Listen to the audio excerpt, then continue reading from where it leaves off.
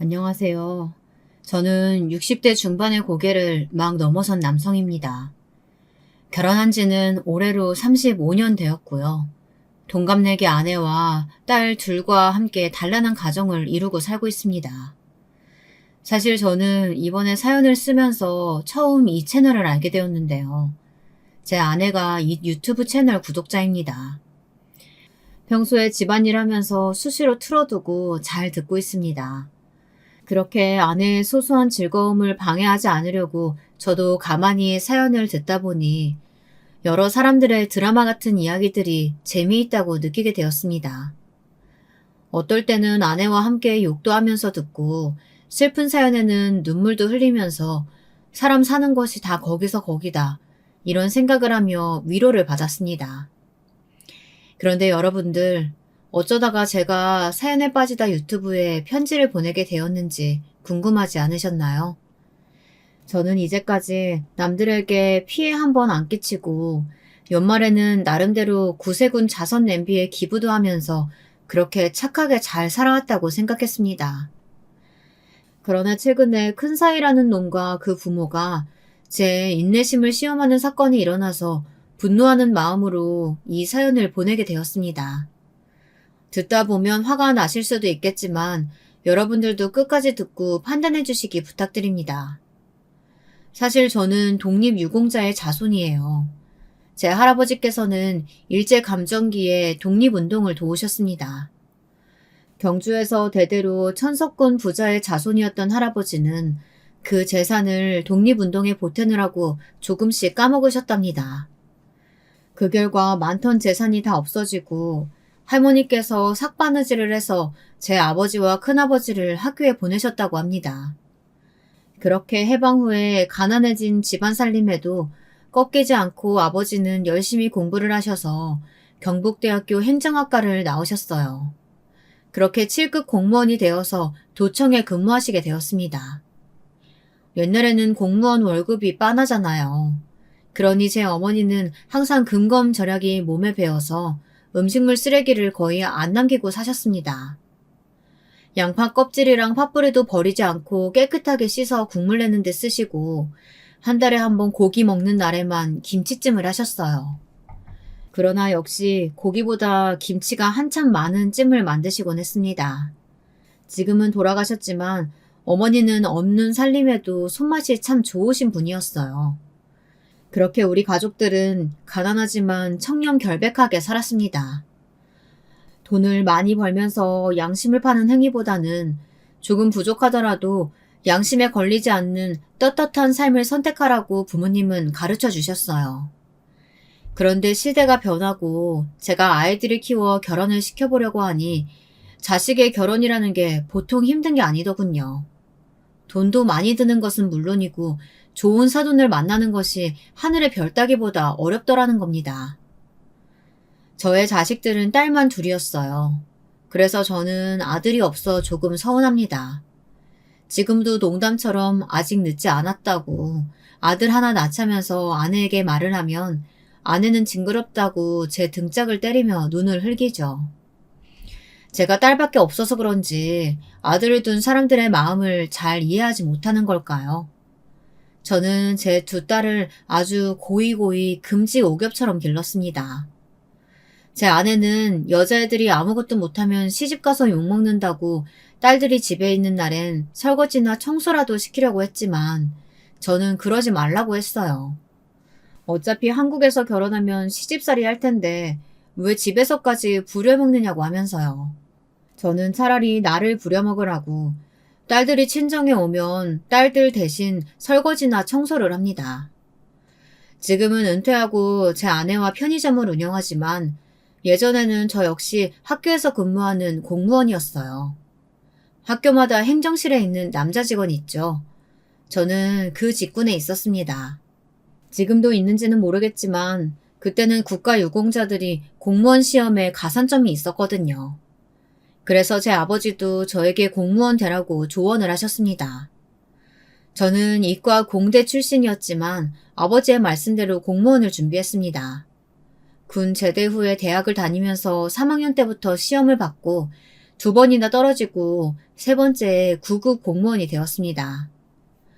넉넉하지는 않았지만 아내를 30년 전업주부로 있게 하고 조그만 집을 살 만큼의 재산을 모을 수가 있었는데요. 아이들은 제 어머니를 닮아 근검절약하는 저에게 가끔 투덜거리면서 짠돌이라고 놀리긴 하지만 지금은 다들 저를 이해합니다. 그렇게 중산층의 소시민이었던 제가 큰딸의 남편이 될 남자와 예비 사돈들과 상견례를 하던 날 자존심이 처참히 밟히고 말았습니다. 이제껏 누구에게도 죄 안 짓고 미워해 본 적도 없었는데 그날 이후로 저는 사돈이었던 그 인간들에 대해서 실망했고 상대적인 박탈감을 처음 느꼈습니다. 왜 제가 이렇게까지 말을 하는지 여러분이 들어보시고 판단 부탁드립니다. 저희 큰딸은 정말 예쁘게 생긴 인형 같은 아이였어요. 제 딸이라서가 아니고요. 온 경주 바닥에서 소문난 귀엽고 예쁜 딸이었습니다. 누구든지 한번 보면 반할 수밖에 없는 미모였습니다. 그래서였을까요? 제 딸은 중학교 때부터 대학교 때까지 정말 여러 남자들에게 대시를 받았습니다. 집 앞에는 매일 낮이고 밤이고 딸을 향한 시커먼 남자놈들의 구애가 끊이질 않았으니까요. 저는 그놈들을 돌려보내는데 진이 다 빠질 지경이었죠. 한두 놈만 나타나는 게 아니었어요. 그 애들은 제 집 대문 앞에서 딸의 이름을 부르면서 서로 제 거라고 싸우기도 많이 했습니다. 아니, 누가 그놈들한테 내 딸을 준다고 했답니까? 그러나 수많은 남자애들이 끈질기게 대학을 졸업할 때까지 제 딸의 뒤를 쫓아다녔습니다. 그래서 제가 하루는 딸에게 물었습니다.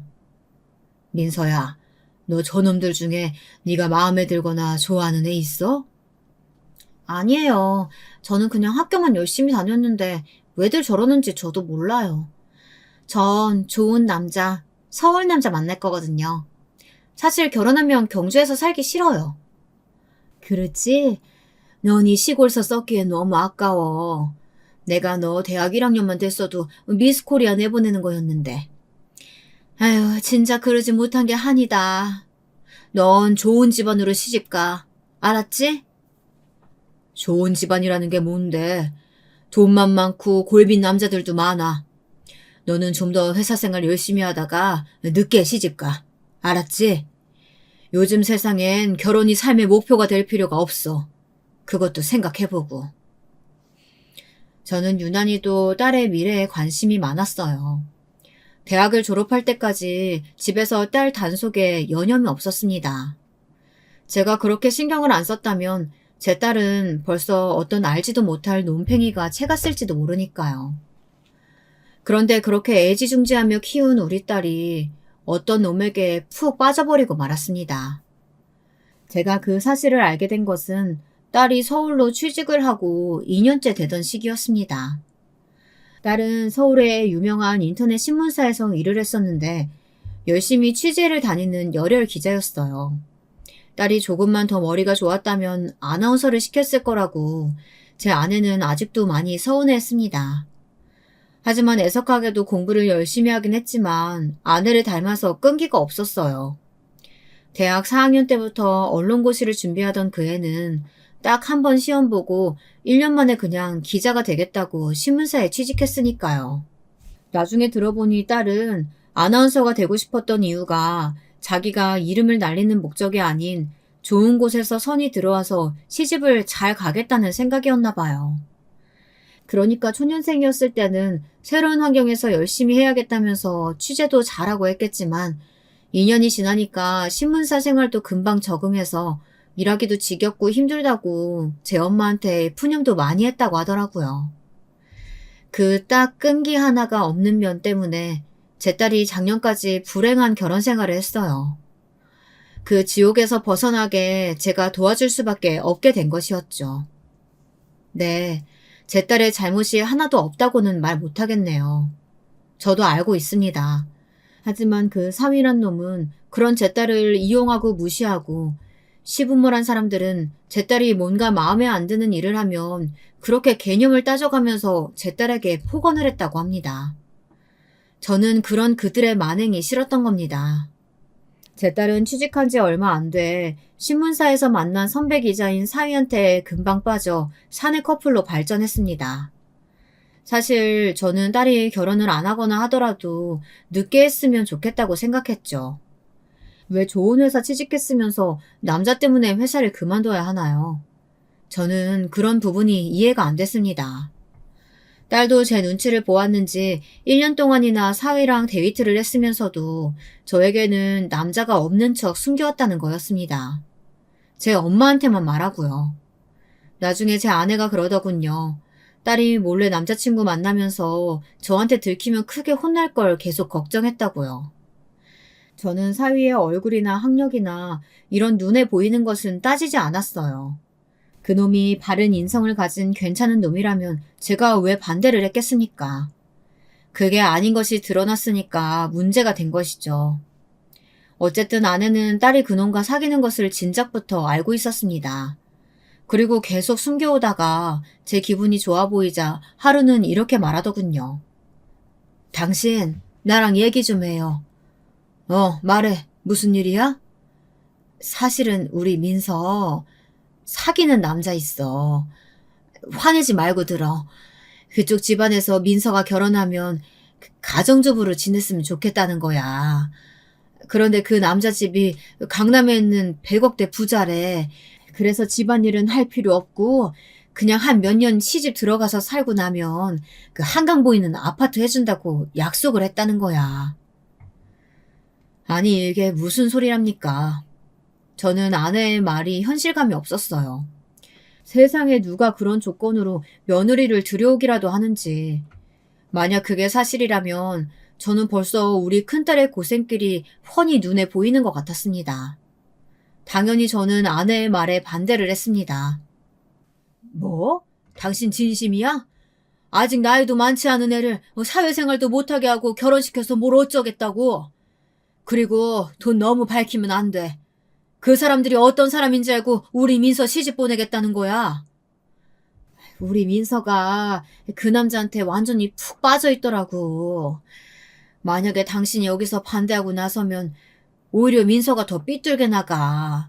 지 부모랑 인연 끊고 남자만 보고 시집 가버리면 어쩌려고 그래요.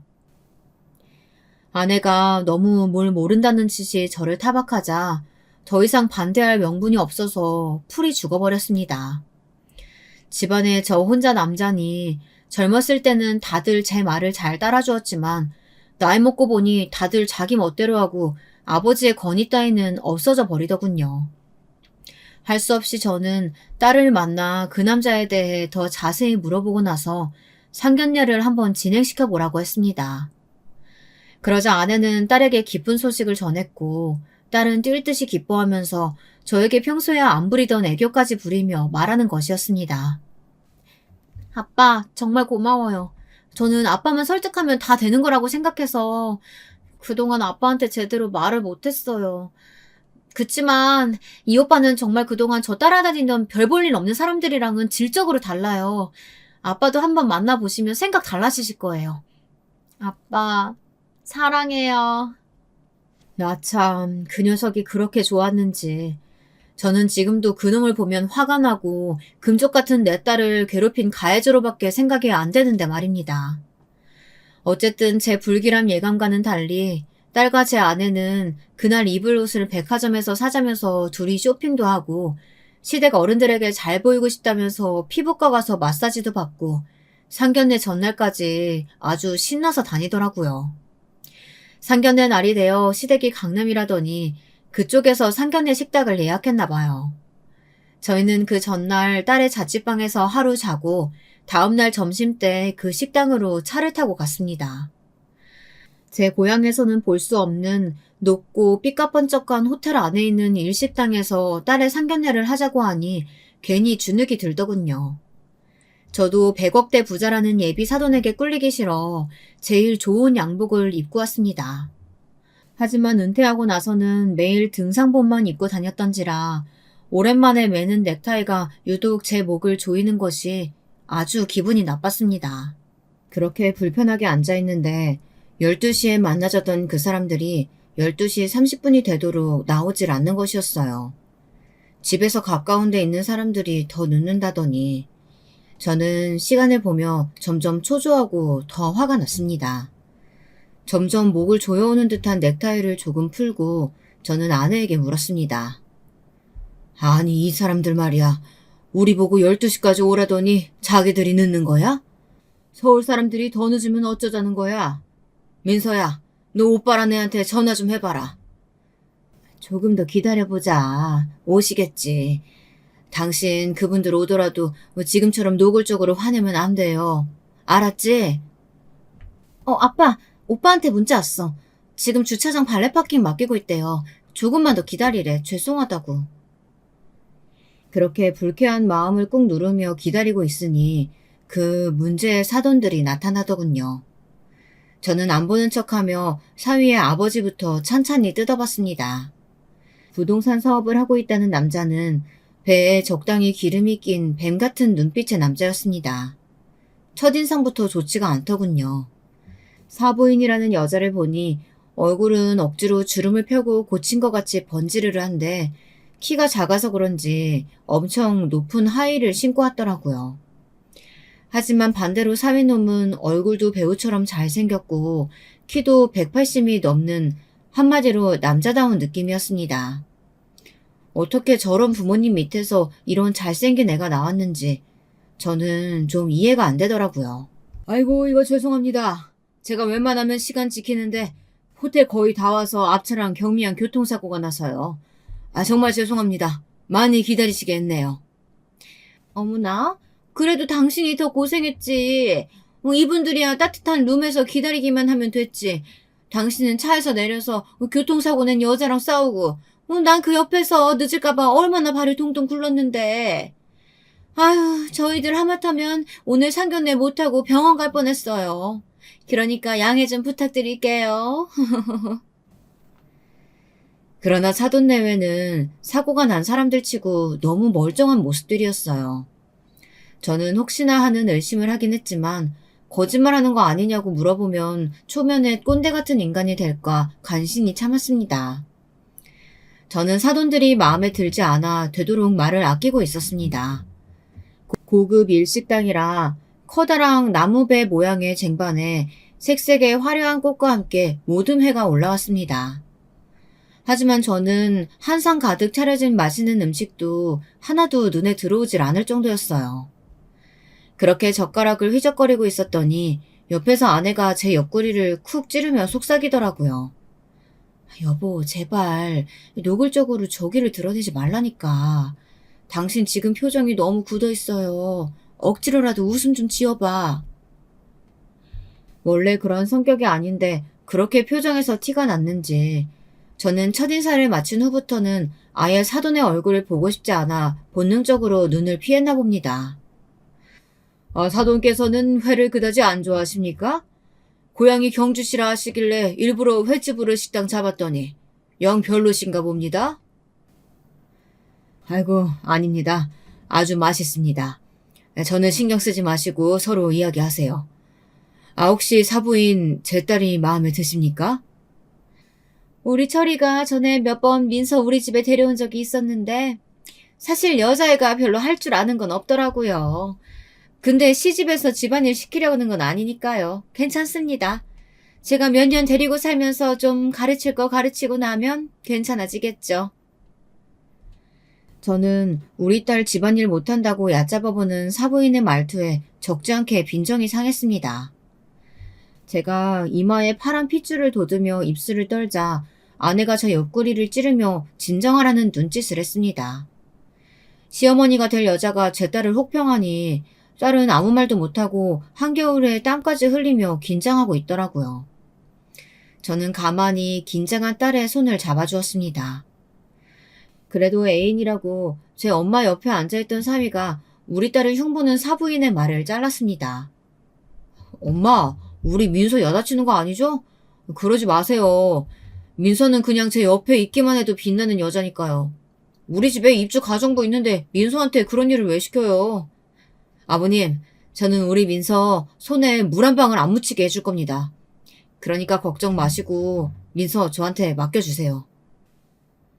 아유, 내가 너 때문에 같이 사는 거 고려해봐야겠다. 네가 날 시집살이 시킬 것 같아. 아들들은 다들 남의 자식이라더니 그 말이 딱 맞네. 벌써부터 제 와이프 된다고 편드는 것 좀 봐. 제가 우리 민서 그래도 설거지나 과일 깎는 거 정도는 시켰었어요. 음식은 집에서 해본 적이 없어서 좀 못할 거예요. 결혼 전까지 제가 책임지고 뭐라도 가르쳐서 보낼게요, 사부인. 그나마 제 마음에 드는 말을 하는 건 사위놈뿐이라 저는 사위에게 술을 권하며 이 거북스러운 시간이 빨리 지나가길 바라고 있었습니다.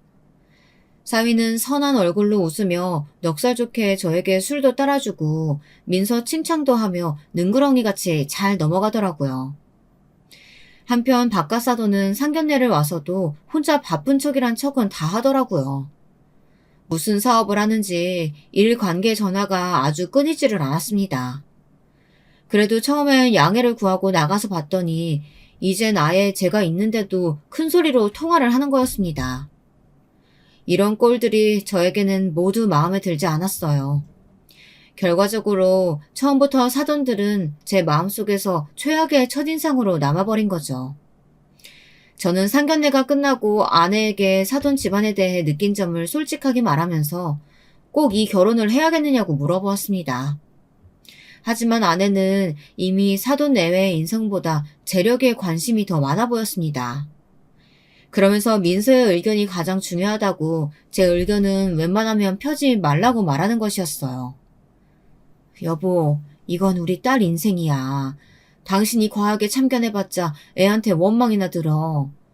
그러니까 우리는 이제 한 걸음 물러나서 우리 딸 의견을 존중하는 생각만 보여주자고. 안 그러면 해결이 안 돼. 나도 그 집안 사람들 완전히 마음 드는 건 아니지만 그래도 민서가 철이를 그렇게 좋아하는 걸 어떡해. 저는 할 수 없이 아내의 말을 따를 수밖에 없었습니다. 사실 우리 집의 형편으로는 딸의 소원대로 비싼 가구나 가전을 해줄 수도 없었고 따로 집을 구하는 것도 몇 년 늦춰진 게 오히려 나은 상황이었으니까요. 그동안 뭐라도 알바를 해서 딸이 집을 살 때 좋은 호수를 해주리라 다짐을 했습니다. 상견례를 겨울에 하고 결혼은 다음해 3월쯤 하기로 했습니다. 그동안 넉 달이 남아있으니 저는 딸과의 추억을 좀 더 많이 만들고 싶어 기회가 있을 때마다 딸에게 어딘가 가족여행이라도 가자고 말했지만 딸은 고작 은퇴한 공무원인 저보다 훨씬 바빴습니다. 딸은 정말 미안한 듯이 저에게 말했어요. 아빠 죄송해요. 연말엔 기사거리가 너무 많아서 정리하기만 해도 바쁘거든요. 결혼하고 좀 시간 지나면 제가 오빠랑 부모님 모시고 한번 해외여행 계획해 볼게요. 네? 이렇게까지 말하는데 제 생각을 강요할 수는 없잖아요. 그러니 꼼짝도 못하고 결혼식 때까지 딸을 거의 저녁 때만 잠깐 보았습니다. 게다가 주말은 제 애인을 만나느라 바쁜 딸이었으니 아버지는 당연하게도 뒷전이었을 겁니다. 딸 가진 아버지의 초라한 뒷모습을 계속 보여주고 말았어요. 그러니 그때 저한테 지금은 너무나 후회가 되네요. 그래도 시간이 흐르고 봄이 찾아와서 딸은 결혼식을 잘 치렀습니다. 그래도 회사는 그만두지 않고 딸은 집에서 인터넷으로 기사를 보내주는 재택근무를 하기로 회사와 협상을 했다고 하더라고요. 사부인은 결혼 전에 며느리가 전업주부면 좋겠다고 이야기했었는데 딸이 끝까지 고집을 피운다면서 그다지 좋아하지 않았습니다. 하지만 제 입장에선 그래도 딸의 경력이 단절되지 않아 다행이란 생각만 들더군요. 그렇게 딸 부부는 시댁에서 신혼방을 꾸미고 살았습니다. 서울 강남에 있는 100평이 넘는 대저택에서 산다고 하니 제 둘째 딸은 언니를 부러워하고 급기야 질투가 난다는 말까지 했어요. 큰딸이 결혼한 나이가 27이었어요. 27이면 아직 결혼해서 시댁에서 같이 살기에는 좀 이른 나이였죠. 하지만 딸이 원하는 인생이었기에 저는 반대하고 싶었어도 단호하게 안 된다고 말하지 못했습니다. 처음에는 시댁에서 같이 사는 것이 많이 답답하겠다고 생각했지만 딸은 천천히 그 깐깐한 시부모와 사는 것도 적응을 해나갔던 모양입니다.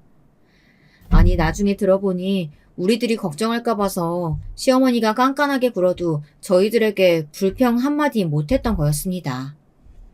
저는 친정 아버지 입장이니 그동안 시댁에서 딸이 당한 일들을 자세하게 알지는 못했기에 이제부터는 딸의 시점에서 들은 이야기를 들려드리도록 하겠습니다.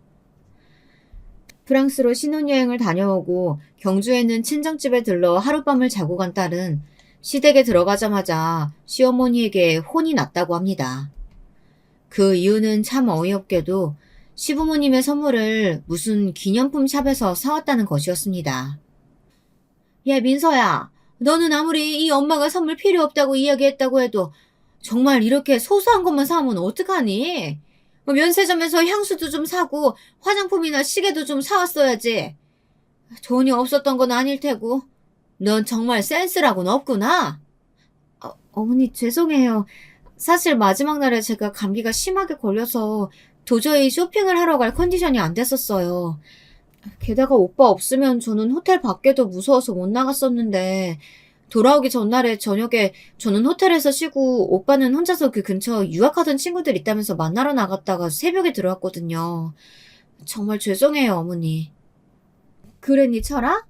야, 그러면 너 대학 때 룸시어하던 셀린이랑 같이 샹젤리제 쇼핑이나 좀 하고 오지 그랬어. 걔는 미적 감각이 있잖아. 명품도 잘 알고. 그치? 셀렌의 아버지가 파리 칠대학 교수라고 했었나? 아, 엄마도 참 쓸데없는 기억력만 좋아가지고. 셀렌의 아빠네 제 은사셨잖아요. 그냥 다 같이 만나서 술만 마셨어요. 아무 일도 없었어요.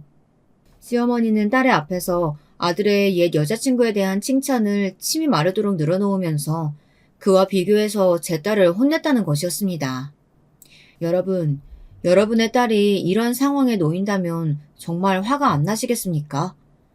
당연히 사위에게 결혼 전 여자친구가 있을 수는 있죠.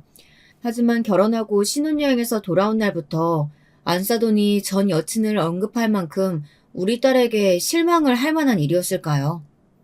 경우 신혼여행 선물 가지고 제 딸을 혼낸다니 저로서는 도저히 납득이 안 가는 이야기였습니다. 그 이후로 딸은 매번 시댁 식구들에게 은근한 무시와 모멸감을 느낄 정도의 언어 폭행을 당했다는 것이었습니다. 예를 들면 이런 거예요. 사위가 신문사로 출근하면 제 딸도 9시부터 방에서 재택근무를 했는데요. 그때마다 시어머니는 꼭 걔를 불러 심부름을 시켰다는 겁니다. 민서야, 이리 좀 나와봐라. 내가 이따가 네 시아버지 회사 사모님들이랑 우리 집에서 티타임이 있거든? 그러니까 너 얼른 설해마을 가서 마카롱 좀 사와. 종류별로 맛있는 것만 골라 사와. 알겠지? 어머니, 제가 마카롱 종류를 잘 몰라서요. 혹시 어머니가 좀 적어주시면 안 될까요? 아유, 너는 그런 것도 모르니? 그러니까 결혼도 어느 정도 집안 간의 급이 맞아야 하는 건데. 너는 그 나이 먹도록 카페나 제과점 가서 마카롱도 한번 못 사 먹어봤어? 네, 맞습니다.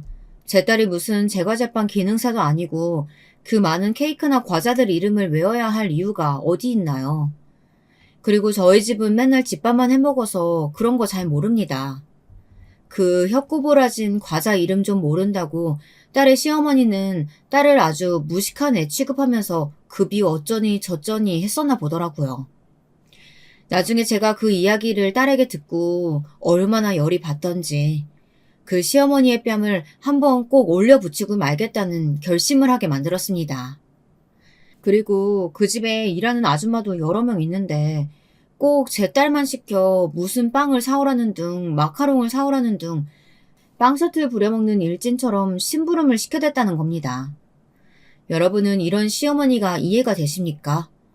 만약 아들 가진 부인들이 다들 이런 인간들이라면 저는 우리 딸들 죽을 때까지 시집 안 보낼 뻔했습니다. 그걸로도 모자라 시어머니는 딸이 결혼한 지 한 달이 채 되지 않아 입주 가정부였던 아주머니들을 출퇴근으로 바꾸고 6시쯤에 아줌마가 퇴근하면 딸에게 은근슬쩍 집안일을 시키는 것이었습니다. 그것도 저는 마음에 들지 않았어요. 사위놈도 그랬죠.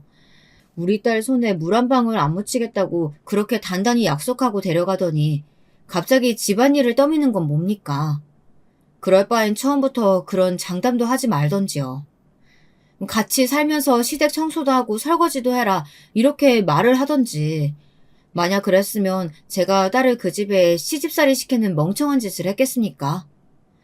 저희 집 담보로 빚을 내서라도 꼭 따로 딸에게 집을 얻어주었을 겁니다.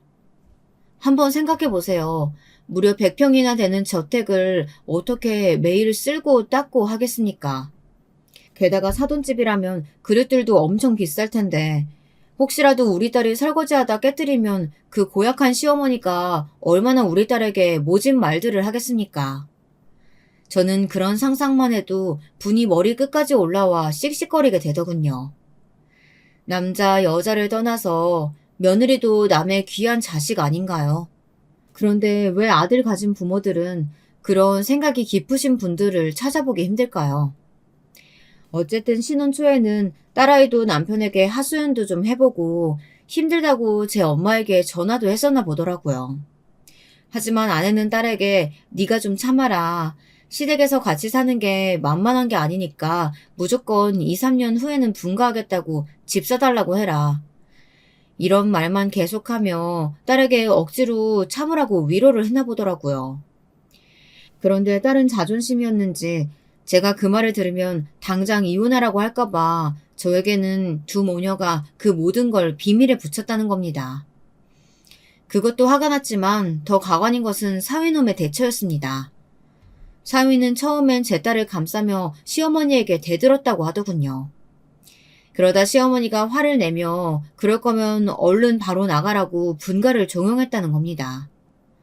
그 말을 듣자마자 사위는 시어머니에게 무릎을 꿇고 사과를 했고 딸에게도 무릎을 꿇라고 강요를 했다는 겁니다.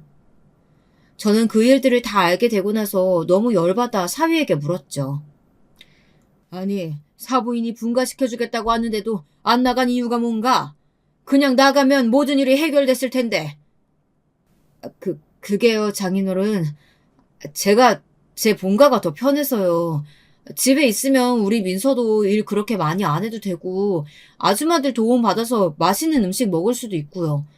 저도 신경 안 쓰면서 편하게 회사 다니고 싶었거든요.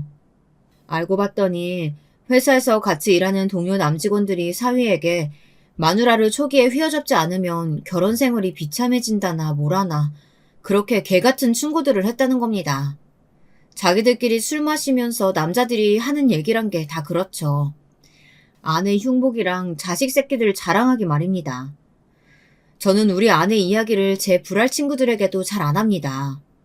제 아내가 뭐 잘못한다는 것도 없지만 불만이 있더라도 아내에게 바로 이야기하지 친구들과 아내 험담은 안 한단 말이죠.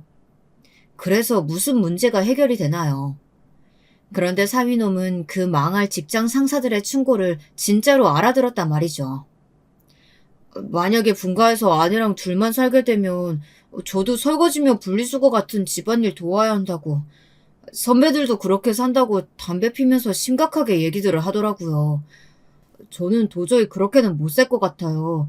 차라리 그냥 본가에서 계속 사는 게 낫죠. 어머니도 저한테 잘해주고 뭐 잔소리는 조금 하시긴 하지만 민서한테도 한 귀로 듣고 그냥 흘리라고 말해줬어요. 뭐 이딴 소리들을 사위놈은 아주 자랑스럽게 저에게 말하더군요. 사위도 남의 자식이니까 뒤통수를 한 대 되게 때려주고 싶은 것을 입술을 악물고 참아야만 했습니다. 그래도 제 엄마가 잔소리 심한 것은 아는지 민서를 밤마다 위로해주긴 했다고 하더라고요. 근데 사위는 출근하면 저녁 때나 되어 집에 오는데 시어머니랑 하루 종일 같이 지내는 우리 딸은 무슨 죄를 지어 그 시어머니의 막말을 다 받아내야 한다는 것인가요? 저는 그 말을 듣고 사위놈에게 역지사지의 진실을 마음속에 심어주었습니다. 그러면 자네 본가에서 3년 살고 나서 우리 집에 들어와서 3년 살게. 그럼 자네도 우리 민서 심정 아주 잘 이해하게 되겠지. 자네 장모도 자네에게 집안일 안 시키겠지만 그렇다고 자네가 우리 집에서 속 편하게 잘 살 수 있을 것 같아? 지금 우리 민서가 그런 상태란 말이야. 그러니 아무 말 하지 말고 약속한 3년 후면 분가하게. 아니면 난 우리 딸한테 이 결혼 끝내라고 말할 테니까. 제 말을 다 듣고 나자 사위는 입이 있어도 말을 못하더군요. 꿀먹은 벙어리가 되었습니다. 당연하겠죠. 그만큼 우리 딸이 시댁에서 당하는 괴로움의 크기는 컸으니까요. 시댁에서 저녁 먹을 때마다 시어머니는 밥만 해놓은 도우미 아줌마들을 퇴근하게 했고 그 큰 식탁을 다 차리고 그릇을 놓고 물을 가져다 오는 것까지 다 딸에게 시켰다고 합니다. 그 집 식구들은 한 명도 자리에서 일어나지도 않은 채 말이죠. 게다가 딸이 제일 치가 떨렸던 것은 도우미 아줌마들이 퇴근하면서 시아버지가 들어와서 식사를 먹는 날에는 제 딸에게 짧은 메이드 복장에 흰 앞치마를 입도록 했다는 거예요. 아니 그건 이미 시아버지란 놈의 변태 성향을 그대로 드러내는 거 아니겠냐고요. 그 변태 같은 옷을 입혀놓고 시아버지란 놈이 제 딸에게 음흉한 눈길을 보냈다는 것만 생각해도 당장 그놈의 손목에 은팔찌를 채워 경찰서에 집어쳐넣고 싶었습니다. 나중에 그 집안의 만행을 자세히 들으니 진작에 그 집안과 연을 끊었어야 하는데 너무 늦게 이혼했다는 생각밖에 안 들더라고요. 우리 딸이 참고 지냈던 3년의 시간 동안 얼마나 마음이 힘들었을지, 그리고 그 사실을 몰라주었던 저에게 얼마나 서운했을지 알 것 같았습니다. 저는 딸에게 죄스러운 마음이 들었습니다. 처음부터 그 집안과 엮이지 말았어야 한다는 사실이 자명해졌으니까요. 좀 더 강하게 반대할 걸, 딸의 고집을 꺾더라도 그 인간 같지 않은 사돈집과 만나지 않았더라면 좋았을 걸. 저는 지금도 후회가 많이 됩니다. 나중에 딸에게서 자세히 들은 이야기지만 어느 날은 이런 일이 있었다고 하더군요. 점심때 시어머니에게 혼이 난 제 딸은 한바탕 화장실에서 울었고 시아버지는 그날따라 일찍 들어와서 도우미들을 급하게 퇴근시켰다는 겁니다. 그리고는 저녁상을 차리고 있는 제 딸에게 흰 앞치마에다가 짧은 반바지를 입으라고 명령을 했다고 합니다. 딸은 도저히 그런 추한 눈길은 받아내고 싶지 않아서 저도 모르게 시아버지에게 말대꾸를 했습니다. 아버님, 저 꼭 아버님이 입으라는 옷만 입어야 하나요? 아무래도 그런 옷은 입고 싶지 않아요. 아버님 앞에서 움직이기도 힘들고 너무 창피해요. 저 그냥 추리닝 입고 앞치마 하겠습니다. 그랬더니 시아버지가 갑자기 버럭 화를 내면서 의자에서 일어나 제 딸의 뺨을 때렸습니다. 그리고는 허리에 손을 얹고 고래고래 소리를 쳤답니다. 시어머니 역시 그 변태 깡패 같은 시아버지를 말릴 생각도 안 하고 옆에서 실실 웃고 있더랍니다. 뭐? 아니 네 인연이 뭔데? 너 같은 멍청한 년은 길거리에 널리고 널렸어. 그러니까 쫓겨나기 싫으면 잔말 말고 반바지 입어. 철이가 아직 안 들어온 오늘 같은 때가 기회인데 네가 왜 시아버지 말을 안 들어? 미친년이. 내가 번 돈으로 이런 호의호식하면서 감히 나한테 말대꾸를 해? 네 애미랑 애비가 그렇게 가르쳤냐? 어디서 시아버지한테 감히 맘먹으려고 들어? 이 집안에서 내가 법이야. 저는 그 말을 듣고 피가 거꾸로 솟는 것 같았습니다. 세상에 이게 시아버지가 며느리한테 할 말입니까? 아주 그 집 두 사돈은 얼마나 서로 닮았는지 입만 열면 막말하는 것이 천생연분이더라고요. 역시 끼리끼리 논다는 말이 괜히 나온 게 아닌가 봅니다. 제 딸은 저런 험한 말을 태어나서 처음 들어본지라 다리가 후들거리고 저절로 주먹이 꼭 쥐어지더랍니다. 딸은 쓰러지고 싶었지만 겨우 정신을 붙들어 저녁상을 차리고 나서 2층에 제 방으로 가서 침대에 얼굴을 묻고 엎드려 엉엉 울었답니다. 한참 딸의 하소연을 듣고 있던 저는 하도 어이가 없어 딸에게 그때 왜 바로 경찰에 신고하지 않았느냐고 되물었습니다. 그랬더니 이렇게 말하는 거 아니겠어요? 내가 그땐 세뇌를 당하고 있었던 것 같아요. 아빠 분명히 학교에서 도덕 시간에 배웠는데 그 집에서는 내가 알던 상식이 전혀 통하는 것이 아니었어. 지금 사회에서 말하는 가스라이팅이 바로 이런 게 아닐까? 시아버지도 변태의 깡패 같고 너무 무서운데 우리 남편도 시어머니도 아버님 말을 거스르면 다들 맞아서 입원까지 한다고 하더라고. 그러면서 나한테 조심하라고 말하는 거야. 아빠는 그런 기분 모를 거야. 정말 조폭 같았어. 그 한순간의 눈빛은. 그런 일이 있고 나서 시아버지는 몇 달간 제 딸을 괴롭히지 않고 바빴던 건지 집에도 아예 들어오지 않았답니다. 그동안 제 딸은 얼마나 안심을 했는지 시어머니의 비꼬는 말이나 괴롭힘 정도는 그냥 아무렇지도 않게 흘려들었다고 하더라고요. 게다가 사위놈도 프랑스인가 하는 그 나라로 출장을 갔다고 하니 남자들이 집에 없는 그 몇 달간이 딸에게는 천국과 같았다고 합니다. 그러다가 제 딸이 결정적으로 사위놈과 이혼을 결심하게 된 일이 그 집에서 일어났던 거예요. 제 사위는 기자 생활을 하면서 휴대폰을 2개를 가지고 있었는데요. 하나는 취재용이고 하나는 개인용이었습니다. 그런데 프랑스로 취재를 간 동안에 집에 개인용 휴대폰을 깜빡 두고 갔나 봅니다. 딸은 항상 사위가 갖고 다니던 2번째 핸드폰이 집에 있는 걸 보자 걱정이 돼서 책상 위에 잘 놓고 제 남편에게 당신 휴대폰 두고 갔어 라고 문자를 보냈다고 합니다. 그런데 사위의 개인용 핸드폰에서 갑자기 카톡 영상통화가 걸려오길래 아무 생각 없이 받았답니다. 그런데 금발의 눈 파란 서양 여자가 영상통화를 건 것이었습니다. 제가 프랑스어를 모르는데 딸한테 물어봐서 여기다 한글로 옮겨 적었습니다. 안녕, 내 사랑 철이. 아, 네가 철이 아내야? 내가 잘못 걸었네. 미안. 그럼. 잠깐만. 나 프랑스어 좀 할 줄 아는데 넌 누구야? 아, 나 대학 때 동거한 철이 여자친구. 어무영푼으로 전화 갈게. 그럼 안녕.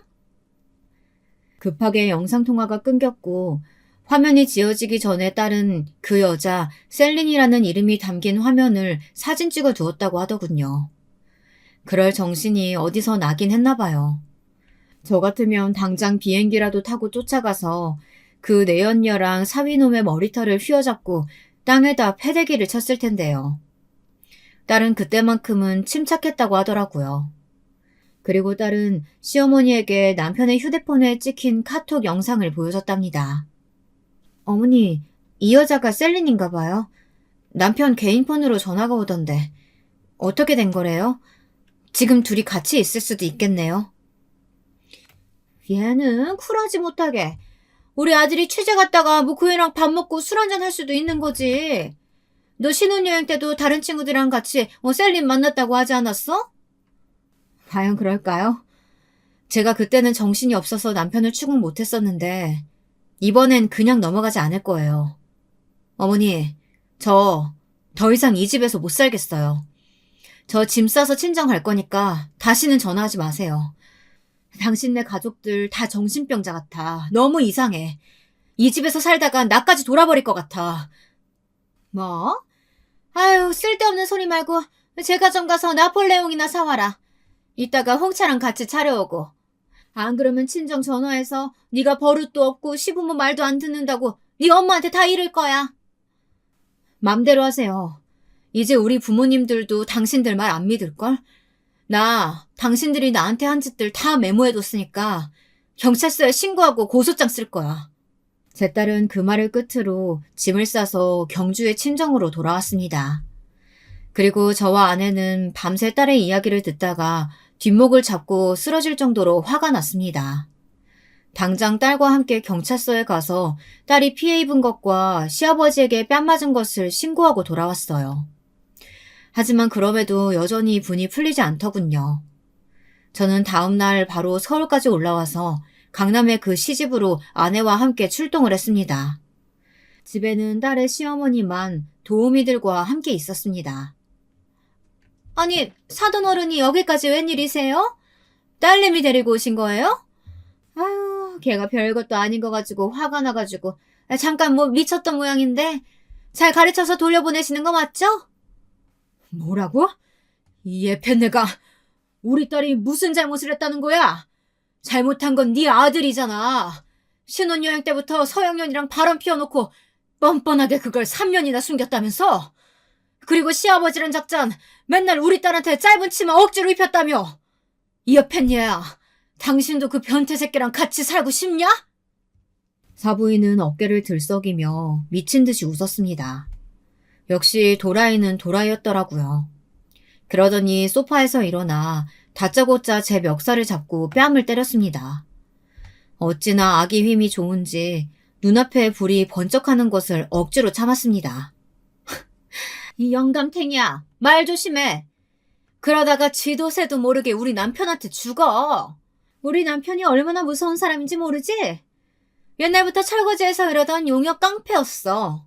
지금이라도 내가 전화하면 바로 달려올걸? 무섭지도 않아? 야! 네가 뭔데 우리 남편 뺨을 때려, 이년아! 오늘 나한테 죽어볼래?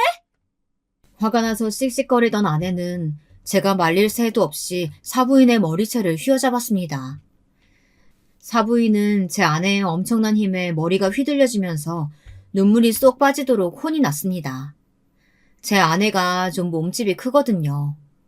사부인은 미친 듯이 소리를 지르면서 제 아내와 머리채를 뜯고 싸우더라고요. 저는 그 두 사람을 억지로 떼어놓고 사부인에게 버럭 소리를 질렀습니다. 이 옆에 내가 부르려면 불러봐. 그딴 깡패 새끼 하나도 안 무서우니까. 내가 누군지 알아? 나 독립운동가 자손에다가 귀신 잡는 해병대였어. 이 말을 하고는 저는 시원하게 딸의 복수를 했습니다. 사부인의 뺨을 짝소리가 나도록 올려붙여 버린 것이었어요. 그리고 당당하게 소리쳤습니다. 네가 먼저 내 뺨 쳤으니까 이건 정당방위야. 경찰 불러. 경찰서 가서 자잘못 따지자고. 제 입에서 경찰서 얘기가 나오자 사부인은 그건 무서웠던 건지 갑자기 저자세로 나오면서 저한테 은근히 말하는 것이었어요. 일을 크게 만들지 말자. 원하는 대로 이혼은 해주겠다 하면서 그냥 서로 합의하고 깨끗하게 헤어지자고 말이에요. 이 인간들이 뭔가 뒤가 구린 짓거리들을 사업이랍시고 하는 것 같은 느낌이 강하게 왔습니다. 저는 다시 의기양양하게 사부인에게 소리쳤습니다. 아니, 그렇게는 안 될 거야. 당신네 이 재산들도 다 불법적인 일 하면서 모은 거지? 그러니까 경찰 얘기 나오자마자 그렇게 발작하고 나를 회유하려는 거겠지. 미안하지만 그런 수법엔 안 넘어가. 나 이미 강남경찰서 들렀다 왔거든? 뭐라고? 경찰서? 그건 안 돼. 제발 살려주세요. 네? 저희 남편 이번에 구속되면 가중 처벌받아요. 신고만은 취소해주세요. 제발요. 사부인은 갑자기 무릎을 털썩 꿇더니 머리 위로 손을 모아 싹싹 비벼대는 것이었습니다. 예기치 못한 사부인의 행동에 저는 크게 놀랐습니다. 의심만 하고 있었는데 부동산 개발업자라고 하더니 정말 깡패 같은 짓을 하긴 한 모양이었어요. 나중에 경찰서에서 시아버지란 놈의 조사를 하다 보니 분양사기 같은 것에도 연루되어 있다고 하더라고요. 그렇게 시원한 사이다 복수를 한 후 저는 사돈집과 애들의 이혼 소송을 시작했습니다. 그 결과 딸의 시아버지는 딸에게 했던 폭행 및 협박과 성희롱, 이렇게 구속이 되게 되었고 여죄를 조사하다가 부동산 사기건이 걸려 경제사범까지 되었습니다. 시아버지의 구속으로 사위네 집안은 파탄이 났고 100억 재산은 벌금으로 거의 탕진하게 되었죠. 알고 봤더니 세금도 고의로 체납하고 있었다고 해요. 참 온갖 못된 짓은 다 한 모양이더라고요. 그리고 그 사위놈은 프랑스에서 제 딸 몰래 전 여친과 바람이 난 것이 발각되어 딸은 이혼 소송을 하며 거액의 위자료를 받아낼 수 있었습니다. 비록 딸이 그 집에서 3년 동안 고생한 것이 너무나도 불쌍하고 미안한 마음뿐이지만 지금이라도 그 몹쓸 범죄자 집안과 헤어지게 되어 너무나 다행이란 생각이 듭니다. 여러분, 제 이야기는 여기서 끝입니다. 제가 사람들을 쎄하게 잘 보는 편인데 딸의 고집을 꺾지 못해서 이렇게 딸을 고생시키고 말았습니다. 지금도 두고두고 후회가 되는 일입니다. 앞으로는 제 감을 믿고 사람들을 더 주의 깊게 봐야 되겠다는 생각을 했습니다. 제 딸이라서가 아니고 또 이런 피해자가 나오면 안 될 테니까요. 제 딸은 이혼 소송이 끝나고 다시 하고 싶은 공부가 있다면서 문해창작과에 재입학해 열심히 공부하고 있습니다. 소설을 써보는 것이 꿈이라더니 이혼을 하고 나서 하고 싶은 공부하며 행복해하는 딸의 얼굴을 보는 것이 제 하루의 낙입니다. 편의점을 하다 보니 갖가지 손님들이 들락거리게 되죠. 그들의 얼굴을 보면 대부분 어떤 직업을 갖고 있는지 아니면 대충은 그들의 성격이 어떤지 정도는 파악이 됩니다. 노인네라고 얕잡아 보면서 술, 담배 사려는 비행 청소년들을 저는 아주 쉽게 잡아내거든요. 그런 아이들을 바로 신고하지 않고 저는 좋은 말로 구슬려 돌려보냅니다. 작은 죄를 지었다가 안 잡히면 큰 죄에도 손을 대게 되잖아요. 그러기 전에 최선을 다해 그 학생들을 계도하는 게 제가 어른으로서 해야 할 일이라고 생각하기 때문이에요. 여러분들의 주변에도 좋은 사람들만 있어서 좋은 인간관계만 맺으시길 바랍니다. 사람이 쉽게 변하지 않잖아요. 노년의 사기꾼이나 나쁜 놈들이 좋은 사람인 척하고 여러분의 옆에 있을지도 모르니 꼭 조심하시길 바랍니다. 제 드라마 같은 사연을 여러분들이 즐겁게 청취하셨다면 좋겠네요. 이야기 들어주셔서 감사합니다.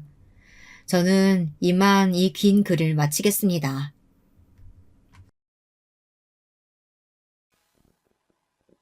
안녕하세요. 저는 바닷가에 위치한 지방 소도시에 살고 있는 50대 후반 여자입니다. 요즘같이 추운 날이면 예전에 있었던 일이 생각나 생각에 잠기곤 하네요. 힘들게 살았던 저에게 1년 전 특별한 기적이 찾아왔거든요. 그래서 요즘은 하루하루 따뜻하고 행복하게 지내고 있습니다. 창밖에 눈이 오는 걸 바라보면서 느긋하게 커피를 마시고 있다 보니 저에게 일어난 기적을 여러분들께도 들려드리고 싶다는 생각이 들어서 사연을 보내봅니다. 처음으로 거슬러 올라가 보면 때는 30년 전이었습니다. 저는 남편과 결혼한 지 2년밖에 안 된 신혼이었고 아이는 없었습니다. 남편은 참 다정한 사람이었어요. 남편은 부모님이 일찍 돌아가셔서 저에게는 시댁이라고 할 곳도 없었습니다. 그저 남편 하나만 보고 결혼 생활을 시작했어요. 남편은 회사가 바빠서 집에 늦게 들어오는 날이 많았습니다. 저는 집에서 간간히 소일거리를 하며 지냈는데 결혼하고도 매일 집에 혼자 있으니 쓸쓸하더라고요.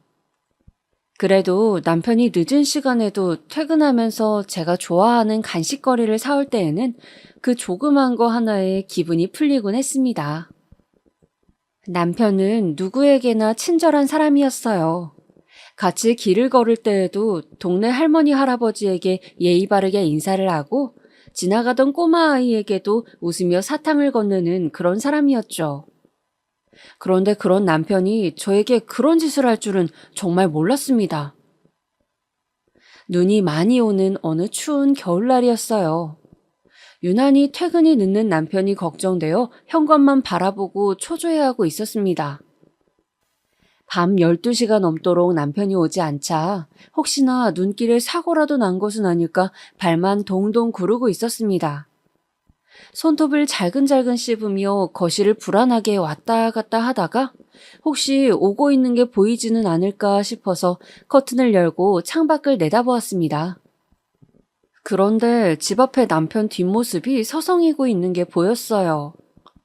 담배도 피우지 않는 남편인데 눈이 이렇게나 많이 오는데도 집에 안 들어오고 밖에서 뭐 하는 건지 이상했습니다. 창문을 열고 남편을 부르자 화들짝 놀라더군요. 그리고 그제서야 남편은 집에 들어왔습니다. 현관문을 열고 얼굴만 빼꼼 내밀어 눈치를 살피던 남편은 조심스레 집 안으로 들어오더라고요. 그런데 남편의 점퍼 앞 살짝 열린 지퍼 사이로 무언가가 보였습니다. 남편이 지퍼를 내렸는데 글쎄 그 품 안에 새근새근 자고 있는 갓난쟁이 남자 아기가 있는 거 아니겠습니까? 추운 밖에서 남편과 함께 떨어서 그런지 그 뽀얀 볼이 빨갛게 홍조를 띠고 있더라고요. 저는 이게 어찌된 영문인지 몰라 남편에게 물었습니다. 도대체 이 아기가 누구냐고요? 남편은 아기를 안은 채로 무릎을 꿇더니 눈물을 뚝뚝 흘리며 말했습니다. 여보, 미안해. 내가 정말 죽을 죄를 지었어. 남편의 미안하다는 말에 설마 그건 아니겠지 했던 일이 사실이 되었습니다. 바로 남편의 아이였던 거죠. 저한테 한없이 잘해주던 남편이 바람을 피울 것이라고는 상상도 한 적이 없었습니다. 저는 믿겨지지 않아 몇 번이고 다시 물었습니다. 정말로 당신 아이가 맞냐고요? 네, 맞다고 하더라고요. 한순간의 실수였다면서요. 저는 세상이 무너지는 기분을 느꼈습니다. 주먹으로 남편을 때리고 핥히며 오열했습니다. 어떻게 나한테 이럴 수가 있어? 어떻게? 나만 사랑한다면서 그건 다 거짓말이었어? 대답해봐. 남편은 제가 때리는데도 방어도 하지 않고 그대로 맞고만 있더군요. 제 기분이 풀릴 수만 있다면 온몸이 부서질 때까지라도 맞겠다면서요. 저는 짐승처럼 소리를 지르며 남편을 때리고 또 때렸습니다. 한참을 때려도 화가 풀리지 않고 오히려 머리에 열이 뻗쳐 정신만 더 아득해지더군요. 그렇게 한참을 때리던 와중 갑자기 으앙 하는 소리가 들렸습니다. 시끄러운 소리에 남편 품에 있던 아기가 깨어 울기 시작한 것입니다. 저는 당황해서 때리던 걸 멈추고 아기를 바라봤습니다. 이렇게 어린 갓난아기는 처음 봤는데 이게 사람 아이가 맞나 싶을 정도로 조그맣더군요. 순간 그 오밀조밀한 얼굴에 남편과 닮은 눈매가 보였습니다. 저는 순간 화가 가라앉는 것을 느꼈습니다. 저는 저도 모르게 남편한테 있던 아이를 안아들고 품에 안았습니다. 심장까지 따뜻한 온기가 전해지는 것 같았습니다. 조심스레 우는 아기의 얼굴을 만져보니 살면서 만져본 그 어떤 것보다도 부드럽더라고요. 추운 데서 떨어서 그런지 그 조그만 콧방울에 콧물 한 방울이 맺혀 있었어요. 저는 화가 났던 것도 잊은 채 우는 아이를 달래기 위해 둥가둥가 흔들어도 보고 노래도 불러보고 등도 어루만져 주었습니다. 한참을 달래던 끝에 아이가 다시 새근새근 잠이 들자 제 마음에도 고요가 찾아왔습니다. 저는 차분해진 기분으로 남편과 다시 이야기를 해보았어요. 남편은 상대 여자가 누구인지 절대 말해주지 않더라고요. 술김에 한 번 실수했는데 상대 여자가 임신 사실을 숨기고 있다가 아이를 낳자마자 남편에게 건네주고 사라졌다고 하네요. 남편이 그 여자 집도 찾아가 보고 연락도 시도해 보았지만 이미 자취를 감춘 뒤였다고 합니다. 그래서 이 추운 날 아이를 맡길 데가 도저히 없어 염치를 무릅쓰고 집에 데려왔다고 하네요. 그래서 저는 아이를 어떻게 할 작정이냐고 물었어요. 그러자 남편은 저에게 이렇게 말했습니다. 이 아이는 그냥 당신 하자는 대로 할게. 당신이 고아원에 갖다 주라고 해도 그렇게 할 거야. 당신 배신한 것도 미안해서 죽고 싶은데 이 아이까지 당신한테 키워달라고는 죽어도 말 못해. 저는 그럼 고아원을 알아보자며 매정하게 말했어요. 제 아이도 낳지 않았는데 남의 아이를 기를 수는 없으니까요. 그리고 밖에서 딴짓거리를 한 남편도 용서할 수 없었습니다. 그 후 남편이 고아원을 알아보는 동안 어쩔 수 없이 아이는 제가 키울 수밖에 없었습니다. 어차피 떠날 아이라 이름도 짓지 않고 그냥 아가야라고 불렀어요. 저는 급하게 분유 한 통을 사다가 먹이고 아이 옷도 주변에서 구해다가 되는 대로 입혔습니다. 제품에서 분유를 먹는 아이의 얼굴을 바라볼 때마다 이 아이는 어딘가는 그 여자를 닮았겠지라고 생각하니 얼굴도 모르는 그 여자가 떠올라 화가 치밀기도 했습니다. 하지만 조그만 입으로 오물오물 젖병을 빠는 아이를 보면 또 금방 마음이 가라앉곤 했죠. 남편은 그날 이후로 저에게 설설기고 제 심기를 건드리지 않으려고 노력했어요. 그리고 한 달 뒤 남편이 고아원 몇 군데를 알아본 후 제일 괜찮은 곳으로 아이를 보내기로 한 날이었습니다. 저는 남편과 함께 짐을 싸고 밖으로 나갔어요. 그런데 제 품에 안겨있던 아이가 그날따라 유독 심하게 칭얼거리더라고요. 문 밖을 나서자 자기가 버려진다는 것을 알기라도 하는 듯 자지러지게 울었어요. 아이를 달래기 위해 남편이 아이를 안으려 하자 아이가 갑자기 경기를 일으키며 그 고사리 같은 손으로 제 가슴팍의 옷을 꽉 붙잡고 놓질 않는 거 아니겠어요? 평소에는 남편한테도 잘 안기던 아이였는데 말이죠. 저는 제품에서 절대 떨어지지 않으려고 하는 아이의 모습을 보자 굳게 먹었던 마음이 와르르 무너져 내렸습니다. 그래도 한 달 동안 키웠던 정을 무시할 순 없는지 사실 가슴 한켠에서는 보내기 싫다는 마음이 자리 잡고 있었거든요. 하지만 남편의 혼외자라는 사실 때문에 마음을 독하게 먹고 나온 것이었는데 아이의 모습에 저의 마음속에 있던 도끼가 사르르 녹아내리고 말았습니다. 저는 아무리 생각해도 이 추운 날 이 가여운 아이를 남모르는 곳에 보낼 수는 없었습니다. 아무리 제 피가 섞인 아이가 아니라 해도 한 달 동안 저는 이 아이의 엄마였으니까요. 저는 마음을 고쳐먹고 이 아이를 제 아이로 받아들이기로 했습니다. 저의 결정에 남편은 바닥에 엎드려 제 발을 어루만지며 고맙다고 눈물을 쏟아내더군요. 그렇게 저는 이 아이의 진짜 엄마가 되었습니다. 그리고 남편과 함께 아이의 이름을 짓고 출생신고도 해주었습니다. 그 이후로 저는 이 아이가 제 아이가 아니라는 생각은 단 한 번도 하지 않았습니다. 제가 배 아파서 낳은 아이는 아니지만 마치 제 뱃속에 10달 동안 품었던 듯이 소중하게 대했습니다. 그리고 아이를 받아들이기로 한 후 남편과의 사이도 다시 좋아져 아이와 함께 행복한 새 가족으로 지냈습니다. 그리고 아이가 커서 결혼을 하고 손주를 낳는 행복한 상상을 하며 하루하루를 보내던 어느 날 저에게는 비극이 찾아오고 말았습니다. 남편이 회사에서 당직을 서던 중 회사 창고에서 불이 나는 바람에 혼자 불을 끄던 남편이 질식으로 인해 그만 세상을 떠나고 만 것이었죠. 그 후 시간이 어떻게 지나갔는지도 모르겠습니다.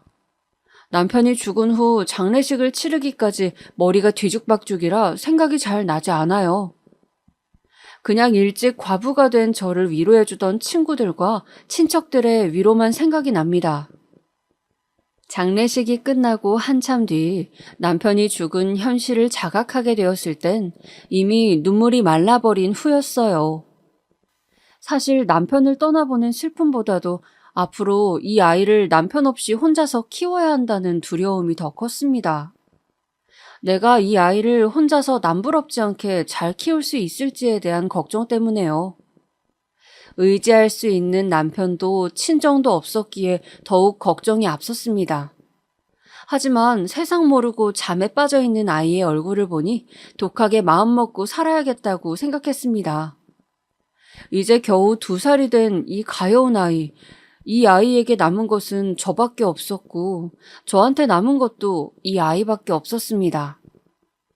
저는 앞으로 어떤 힘든 일이 있더라도 이 아이와 함께 헤쳐나가겠다고 혼자 다짐했습니다. 그렇게 저는 아이를 홀로 키우기 시작했습니다. 아이를 업고 이 일 저 일 가리는 것 없이 닥치는 대로 다 하면서 살았어요. 주변 사람들은 네 애도 아닌데 뭐하러 그 고생을 하며 키우냐면서 혀를 끌끌 찼지만 저는 하나도 신경 쓰지 않았습니다. 너무 힘들어 그만 포기해버릴까 하는 순간도 여럿 있었지만 저를 향해 미소 짓는 아이를 보면 그런 생각을 했던 제 자신이 부끄러웠습니다. 아이는 엄마인 저를 참 잘 따랐어요. 먹고 사느라 바빠서 잘 놀아주지도 못하는 저였는데 이런 엄마도 엄마라고 제 볼에 뽀뽀해주며 애교를 부릴 때에는 너무 사랑스러워서 볼을 꼬집고 안아줄 수밖에 없었습니다.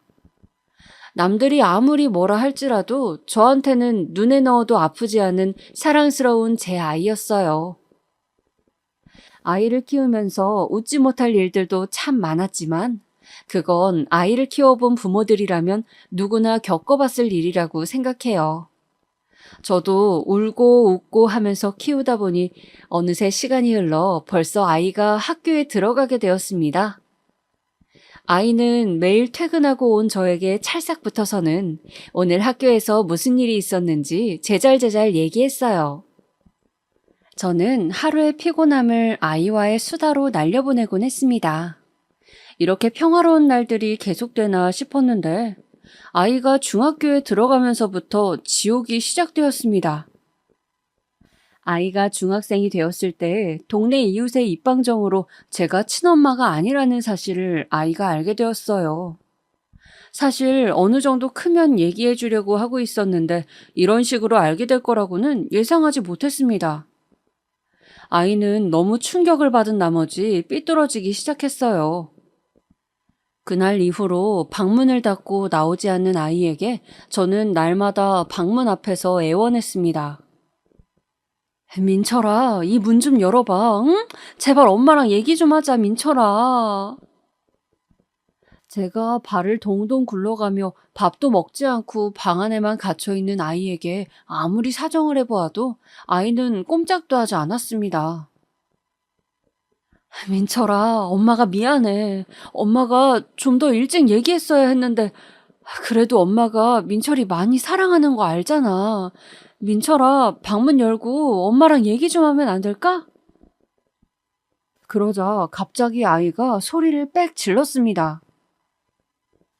엄마 소리 하지 마세요. 제 엄마 아니잖아요. 내 엄마도 아니면서 신경 쓰지 말란 말이에요. 저는 저한테 소리 지르는 아이의 모습에 가슴이 무너져 내렸습니다. 저는 이 아이를 한 번도 친자식이 아니라고 생각해 본 적이 없는데, 역시 아닌 건 아닌 걸까요?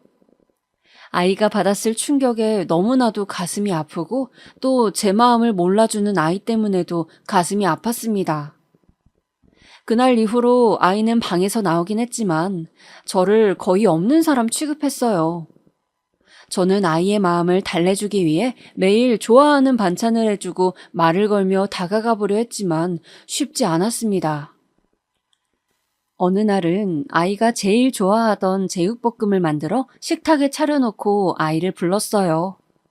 역시나 대꾸도 안 하는 아이였지만 오늘만큼은 꼭 먹여야겠다 하는 생각으로 아이의 팔을 끌고 식탁에 앉혔습니다. 아이는 무표정한 얼굴로 가만히 음식만 바라보더군요. 저는 제육볶음을 젓가락으로 집어서 아이에게 내밀며 말했습니다. 민철아, 너 제육볶음 좋아하잖아. 엄마가 맛있게 만들었는데 한 입만 먹어주라. 그랬더니 갑자기 아이가 젓가락을 들고 있던 제 팔을 탁 치더니 의자에서 벌떡 일어났습니다. 그러더니 제육볶음이 든 접시를 싱크대에 들고 가서 부어버리는 게 아니겠어요? 그러더니 낮은 목소리로 저에게 한마디 하고선 방문을 쾅 닫고 들어가 버렸습니다. 이딴 거 필요 없으니 말 걸지 마세요. 라고요. 저는 싱크대에 버려진 제육볶음을 바라보며 한참을 멍하니 서 있었습니다. 저도 모르게 눈물이 차고 흘러넘쳤지만 닦을 생각도 못했습니다. 그저 허망한 마음뿐이었어요. 저의 성급한 마음에 아이와 한 걸음 더 멀어지고 만 것입니다. 그리고 아이는 집에서뿐만 아니라 학교에서도 엇나가기 시작했어요. 항상 예의 바르고 착한 아이였는데 어느 순간부터 불량한 아이들과 어울려 지내는 것 같았습니다. 하루는 아이의 담임 선생님께서 전화가 오셔서 학교에 방문했습니다. 담임 선생님께서는 이렇게 말씀하시더군요. 어머님, 민철이가 요새 아이들 돈을 뺏는다는 소문이 있네요.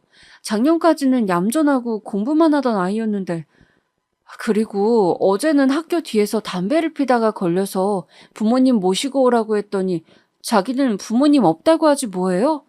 어머니, 혹시 집에서 무슨 일이 있었나요? 선생님의 말씀에 저는 고개를 떨구고 말았습니다. 저는 떨리는 마음을 겨우 진정시키고 선생님께 자초지종을 말씀드렸습니다. 그리고 혹시나 민철이가 학교에서 문제를 일으키면 꼭 알려달라고 부탁했지요. 그리고 그 후에도 민철이는 계속 엇나가기만 했습니다. 교복을 입고 대놓고 담배를 피우는 건 기본이었고 PC방을 간다고 학교를 빠지기도 일쑤였습니다. 그리고 툭하면 같이 어울리는 친구들을 집에 잔뜩 데려와 시끄럽게 술판을 벌이기도 했죠. 저는 민철이를 다그쳐도 보고 달래도 보았지만 들은 척도 하지 않았습니다. 고등학교에 들어가서도 바뀌는 게 없었습니다. 오히려 비슷한 친구들과 많이 어울리면서 더 심해지기만 했죠. 오토바이를 훔쳐서 타거나 지나가는 행인과 시비가 붙어 싸우는 일도 몇 번 있었습니다. 저는 민철이가 사고를 칠 때마다 학교며 경찰서며 들락날락거리며 머리를 조아리고 비는 게 일상이었습니다. 민철이는 썩어 문드러져가는 제 마음도 모른 채 방황을 계속했어요. 그 후 민철이는 대충 성적에 맞춰서 2년제 대학교를 들어갔습니다. 이제 성인이 되니 눈에 뵈는 게 더 없는 것 같더군요. 이제는 저한테 존댓말도 쓰지 않고 막말을 하는 지경에 이르렀습니다. 엄마라고 부르지 않은 지는 이미 한참 되었어요. 어느 날은 집으로 날라온 민철이의 휴대폰 요금 고지서를 보았는데 휴대폰 소액 결제를 50만 원이나 한 걸 보게 되었습니다. 깜짝 놀란 저는 민철이를 불러서 다그쳤어요. 민철아, 너 이게 뭐니? 휴대폰 소액 결제를 뭐 하느라고 이렇게 많이 썼어? 그러자 민철이는 손에 들고 있던 TV 리모컨을 집어던지며 화를 냈습니다. 아, 어쩌라고. 당신이 뭔데 상관이야? 내 휴대폰 내 맘대로 쓰지도 못해. 민철이의 말에 저는 입을 꾹 다물 수밖에 없었습니다. 아무래도 남자아이이다 보니 이미 제 키를 넘어선 지는 오래되었고 덩치 큰 아이가 위협적으로 행동하니까 아무래도 제 아들이어도 무서운 건 어쩔 수 없더라고요. 민철이는 툭하면 저한테 돈을 내놓으라는 둥 뭘 사달라는 둥 요구하는 게 많았습니다. 저는 힘들게 번 돈으로 민철이가 요구하는 최신형 휴대폰, 노트북, 카메라 등등 수많은 물건들을 사다 바쳤어요. 이렇게라도 하면 언젠가는 제 마음을 알아주고 민철이의 마음도 돌아오지 않을까 하는 신락 같은 희망을 가지고서요. 민철이의 요구사항이 많아지고 있던 어느 날 저는 충격적인 장면을 목격하고 말았습니다. 민철이가 방에서 제가 사준 멀쩡한 카메라를 발로 밟아서 부수고 있던 것이었어요. 저는 방문 틈으로 그 장면을 목격하고 입을 틀어막았지만 애써 못 본 척 했습니다. 그리고 민철이는 다음날 카메라가 망가졌다며 저에게 더 좋은 모델을 사달라고 하더군요. 그때 저는 확신했습니다. 민철이가 저를 괴롭히기 위해서 일부러 저러는 것이었다는 걸요. 제가 괴로워하고 힘들어하는 모습을 보이면 보일수록 민철이의 행동은 점점 더 심해져만 갔습니다. 민철이는 대학을 졸업하고 나서도 취업할 생각을 하지 않았어요. 그저 저한테서 용돈만 얻어가면서 매일매일 친구들과 술 마시고 여자만 만나러 다니곤 했죠. 술 취해서 누군지도 모르는 여자를 집에 데려온 적도 한두 번이 아닙니다. 이 친구는 누구니? 라고 제가 물어보기라도 하면 제 어깨를 밀치면서 욕설을 내뱉기 일쑤였습니다. 저는 그렇게 매일매일 민철이에게 무시당하면서 살았습니다. 아이를 사랑으로 키운 것밖엔 없는데 내가 뭘 그렇게 잘못했다고 이런 수모를 겪어야 하나 생각했지만 그렇다고 하나뿐인 내 자식을 내칠 수도 없는 노릇이었습니다. 저는 그저 아이가 철이 늦게 드는 걸 거라며 조금만 더 참으면 나아질 거라고 스스로를 위안할 뿐이었습니다. 민철이의 씀씀이를 감당하기 위해 저는 쉬는 날도 없이 일을 해야만 했습니다. 밤 늦은 시간에 일을 마치고 집에 돌아오면 집안을 난장판으로 만들어 놓고 술에 취한 채 돈을 달라고 위협하는 민철이 때문에 쉴 수도 없었습니다. 저는 과도한 스트레스로 위험을 달고 살았고 스트레스성 탈모로 인해 머리를 살짝 쓸어내리기만 해도 머리카락이 한 움큼씩 빠지게 되었습니다. 민철이는 그런 제 속도 모르고 바닥에 굴러다니는 머리카락이 지저분하다며 욕을 하기 일쑤였죠. 민철이의 폭력성은 나이를 먹을수록 심해져 갔습니다. 20대 중반이 되면서부터는 저를 때리기까지 하더라고요. 처음에는 술 취했을 때만 때렸지만 나중에는 정신이 멀쩡한 상태에서도 저를 개 패듯이 패곤 했습니다. 저를 때리는 이유도 가지각색이었어요. 밥 먹는데 제가 쳐다봐서 기분이 나쁘다는 이유, 빨래에서 섬유유연제 냄새가 많이 나서 머리가 아프다는 이유 등 별것도 아닌 걸로 혼자 화가 나서 저를 주먹으로 발길질로 때리곤 했습니다. 심지어는 제가 퇴근하고 집에 돌아왔을 때 그냥 제 면상이 꼴보기 싫다면서 때린 적도 있어요. 저는 매일매일 아들에게 맞고 살면서도 창피해서 어디에 말하지도 못했습니다. 그러던 어느 날 제가 일을 하다가 허리를 삐끗하는 바람에 움직일 수가 없어 회사에 연차를 내고 집에서 쉬고 있었습니다. 밥을 먹어야 하는데 일어나기가 힘들어 어쩔 수 없이 집에서 컴퓨터 게임을 하고 있던 민철이에게 부탁했어요. 민철아, 정말 미안한데 냉장고에 있는 죽 좀 데워서 가져다 줄 수 있을까? 민철이는 제 말을 듣고서도 대꾸도 하지 않더라고요. 그래서 저는 한 번 더 부탁해 보았습니다. 민철아, 한 번만 부탁할게. 엄마가 지금 허리가 너무 아파서 그래. 그러자 민철이는 게임을 하던 키보드를 주먹으로 쾅 내리치더니 데우지도 않은 죽그릇을 꺼내와서 저한테 집어 던졌어요. 차가운 죽이 제 얼굴에 쏟아지고 죽을 담고 있던 플라스틱 용기는 바닥에 나뒹굴었습니다. 민철이는 저를 죽일 듯한 기세로 퍼붓더군요. 아우, 작작해라 진짜. 네가 나한테 해준 게 뭐가 있어 이년아. 아프면 나한테 난리치지 말고 병원으로 꺼지던지 아니면 조용히 어디 가서 죽어버려. 저한테 막말을 쏟아부은 민철이는 화를 주체하지 못하고 컴퓨터를 발로 쾅 찬 뒤 나가버렸습니다.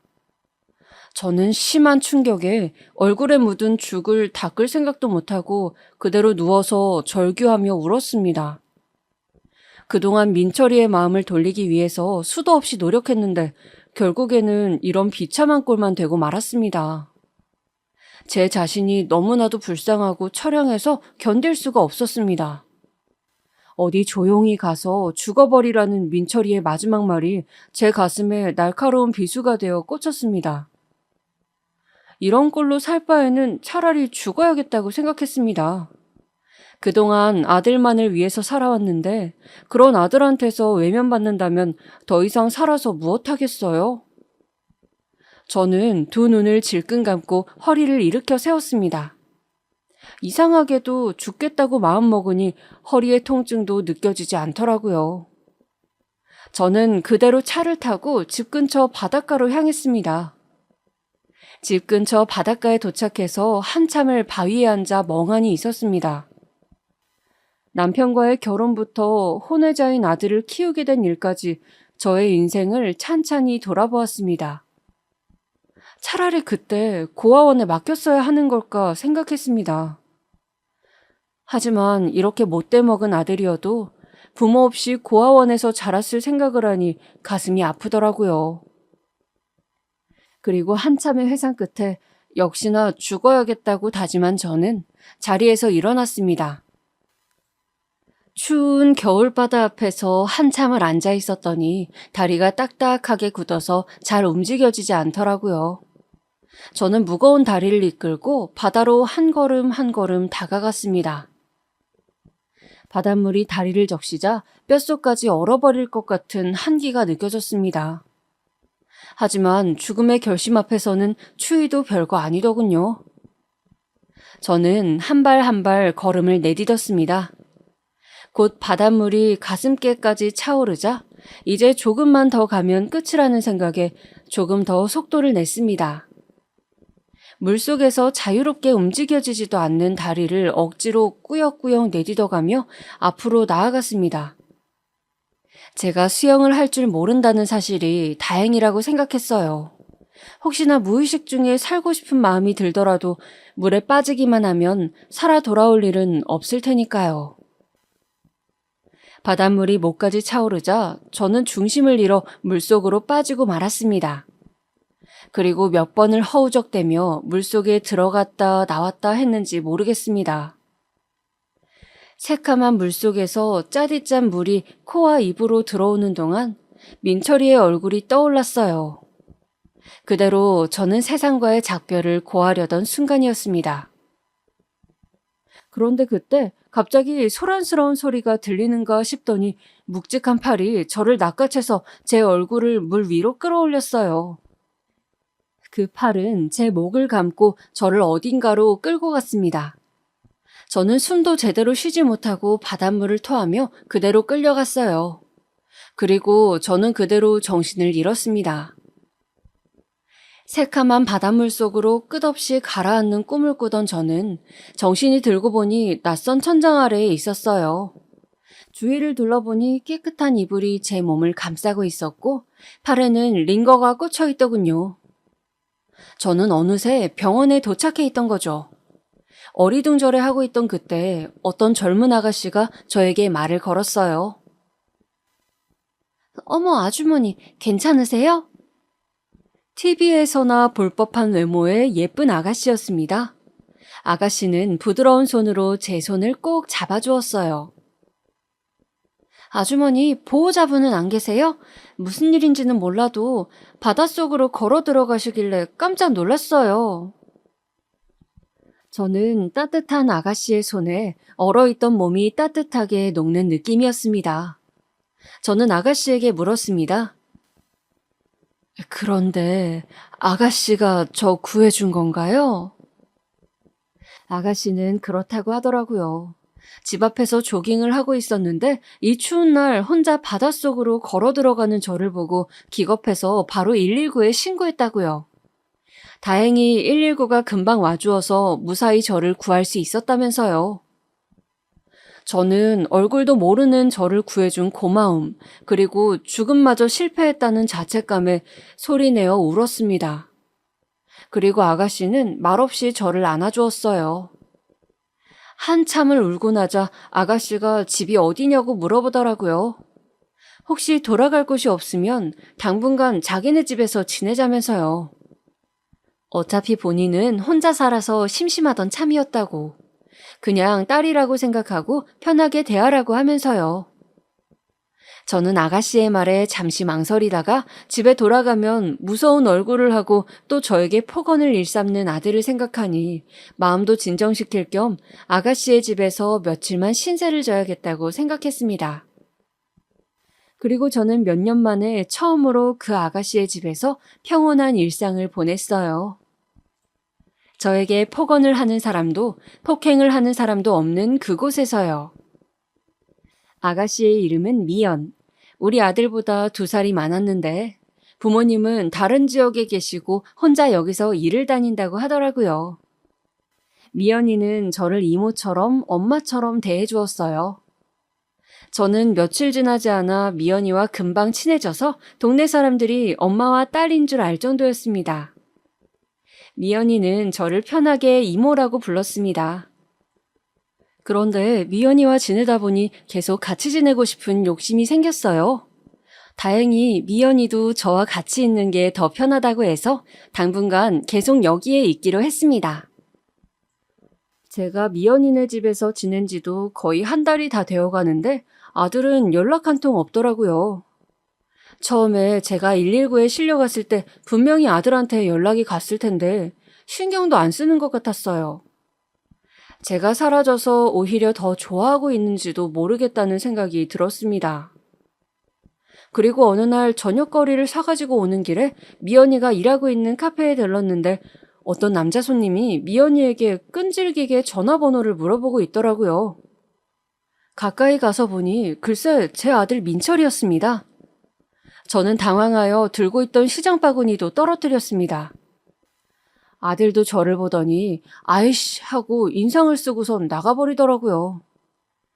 한 달 만에 아들을 봤더니 다시 심장이 철렁했습니다. 나중에 미연이에게 물어보니 요새 카페에 자주 찾아오는 손님인데 자기한테 관심이 있는 것 같다고 하더라고요. 저는 그 남자가 제 아들이라고 말해주었습니다. 제 사연을 들어서 알고 있던 미연이는 말없이 고개만 끄덕이더라고요. 그리고 며칠 뒤 미연이가 저를 앉혀놓고 말하더군요. 이모, 제가 민철 씨 이모한테로 돌아갈 수 있게 해드릴게요. 저만 믿어주세요. 저는 미연이가 무슨 말을 하는 건지 알 수가 없었습니다. 그리고 그 이후 미연이는 데이트가 있다며 늦게 들어오곤 했어요. 알고 보니 민철이를 만나고 있더라고요. 저는 미연이가 너무 걱정이 되었습니다. 아무리 내 아들이어도 민철이가 얼마나 폭력적인지는 잘 알고 있었으니까요. 하지만 미연이가 항상 집에 웃는 얼굴로 들어오는 걸 보니 민철이가 미연이는 건드리지 않는 것 같았습니다. 어느 날은 미연이가 민철이를 만나고 오더니 쇼핑백 하나를 저에게 건네주었습니다. 민철이 돈으로 산 가방인데 민철이 몰래 저한테 주려고 제 취향으로 골랐다고 하면서요. 저는 깜짝 놀라서 물었습니다. 민철이가 이런 걸 어떻게 해? 민철이 걔 돈도 없을 텐데? 이모, 민철 씨 요새 직장 다녀요. 제가 직장도 없는 남자는 싫다고 했더니 그날로 정장부터 사고 집 근처 회사에 취직해서 다니더라고요. 이것도 첫 월급 받은 걸로 산 거예요. 저는 믿어지지 않아 입을 쩍 벌렸습니다. 제 손으로 아르바이트 한번 안 해본 민철이가 직장에 다닌다니요? 그전에는 민철이가 여러 여자를 만나면서도 한 번도 여자가 하라는 대로 하는 스타일이 아니었는데 미연이는 좀 달랐나 봅니다. 그리고 어느 날은 미연이가 신난 표정으로 저한테 사진 한 장을 보여주었어요. 사진을 보니 깨끗하게 정돈된 우리 집이 있었습니다. 미연이가 민철이에게 자기는 깔끔한 남자가 좋다며 자기랑 결혼하려면 집 청소 잘한다는 거 증명해달라고 했다지 뭐예요? 그래서 민철이는 미연이의 마음에 들고자 난장판이었던 집을 깨끗하게 청소한 후 인증사진을 찍어서 보낸 거였어요.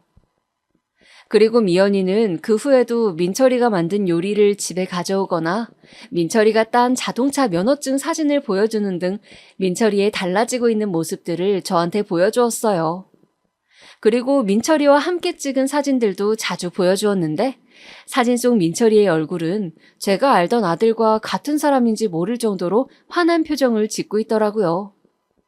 저는 민철이를 입맛대로 굴리는 미연이의 재주에 놀라기도 했지만 아직 속내를 드러내지 않은 아들이 언제 돌변할지 몰라 걱정이 되었어요. 미연이가 집에 들어오는 시간이 점점 늦어지자 저는 미연이를 불러놓고 얘기했어요. 미연아, 이모가 정말 걱정돼서 그러는데 민철이가 너한테는 참 잘하지만 걔 언제 횟가닥 돌변할지 모른단다. 그리고 너도 좋은 사람 만나서 시집 가야 되는데 괜히 나 때문에 마음에도 없는 민철이 만나서 시간 낭비하지 말고 얼른 정리하는 게 좋겠구나. 이만큼 민철이 사람 만들어준 것만 해도 이모는 너무너무 고마워. 그러자 미연이는 방긋 웃으며 대답했어요. 어머, 이모, 민철 씨 그럴 일 절대 없어요. 제가 정말 장담할 수 있어요. 그리고요, 저 민철 씨 이모 때문에 만나는 것만은 아니에요. 솔직히 처음에는 제가 이모 아들 버르장머리 고쳐보자 하는 마음에 만난 게 사실이지만 만나다 보니 사실 민철 씨도 속마음은 여리다는 게 느껴지더라고요. 외모도 제 스타일이고요. 그리고 이모, 제가 민철 씨 이모한테 돌아가게끔 해준다고 약속한 거 아마 곧 지킬 수 있을 것 같아요. 조금만 더 기다려주세요. 저는 걱정 반, 고마움 반에 미연이를 안고 토닥거렸습니다. 미연이가 약속을 못 지킨다고 해도 원망할 생각은 없었어요. 저는 이 정도로도 충분히 만족하니까요. 그리고 미연이의 말처럼 약속한 그날은 금방 오고 말았습니다. 어느 주말 오후 데이트하러 간 미연이의 방을 청소하고 있던 참이었어요. 밤늦게 돌아온다는 미연이의 말과는 달리 아직 저녁 먹을 시간도 안 되었는데 현관문 비밀번호를 누르는 소리가 들리더라고요. 저는 현관 쪽으로 나가보았습니다. 어머, 미연아, 너 오늘 늦게 온다고 하지 않았니? 제 물음에 미연이는 대답 대신 방긋 웃으면서 누군가의 손을 잡고 들어왔어요. 미연이의 손을 잡고 뒤따라 들어온 사람은 바로 제 아들 민철이었습니다. 민철이는 저를 보더니 쭈뼛쭈뼛하면서 몸을 베베 꼬았어요. 저는 당황해서 어찌해야 할 바를 몰랐습니다. 멀끔하게 정장을 차려입고 깨끗하게 이발을 한 민철이의 모습은 집에서 보던 모습과는 완전히 딴판이었어요. 저는 급하게 차를 내와서 거실에 앉았습니다. 앉지도 서지도 못하고 안절부절하고 있던 민철이를 미연이가 툭툭 쳤어요. 그러자 갑자기 민철이가 바닥에 넙죽 엎드렸습니다. 엄마, 죄송해요. 엄마한테 그동안 몹쓸 짓 많이 한 거 돌이킬 순 없지만 용서해 주세요. 저는 민철이의 말에 깜짝 놀랐어요. 민철이의 입에서 나온 소리라고는 믿을 수 없었습니다. 이번에는 미연이가 무슨 말을 했길래 얘가 억지로 저한테 사과를 하나 했습니다. 그런데 민철이는 거짓이 아니라는 걸 증명이라도 하듯 온몸을 부들부들 떨면서 눈물을 뚝뚝 흘리더라고요. 엄마, 그동안 저 키우느라 고생만 하셨는데 저는 망나니처럼 굴어서 정말 죄송해요. 그냥 처음에는 엄마가 친엄마가 아니라는 사실에 화풀이를 하고 싶었던 것 뿐이었는데 나중에는 그냥 다 받아주는 엄마가 미워서 더 그랬어요. 엄마, 저는 천벌받을 자식이에요. 정말 죄송해요. 저는 떨리는 몸을 주체하지 못하고 바닥에 엎드려서 울고 있는 민철이에게 달려가 제 품에 안았습니다. 그리곤 민철이의 머리를 쓰다듬고 또 쓰다듬었어요. 품 안에 쏙 들어오던 그 작은 아기가 이제는 머리 하나만 품에 안길 정도로 커버렸다는 게 실감이 안 났습니다.